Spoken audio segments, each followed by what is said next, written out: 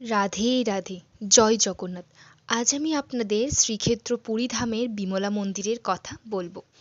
রোহিণী কুণ্ডের সম্মুখে দেবী বিমলা মন্দির অবস্থিত। এইটি অতি প্রাচীন একটি মন্দির। মন্দিরের উচ্চতা ৪৫ ফুট। মৎস্য পুরাণে এবং স্কন্দ পুরাণে দেবী বিমলাকে পুরুষোত্তম ক্ষেত্রের প্রধান দেবীপীঠভাবে বর্ণনা করা হয়েছে। তন্ত্রচূড়ামণিতে উল্লেখ আছে যে এই স্থানে সতীর নাভি পড়েছিল এবং বিমলাকে ভৈরবী এবং জগন্নাথকে ভৈরব রূপের মধ্যেও উল্লেখ আছে। বিমলা মন্দিরের জগমোহন, দশ মহাবিদ্যা, গণেশ, কার্তিক ও ছায়ামায়ার আদি বিগ্রহ বিদ্যমান। এতব্যতীত জগমোহনে এক ভয়ঙ্কর মূর্তিও আছে।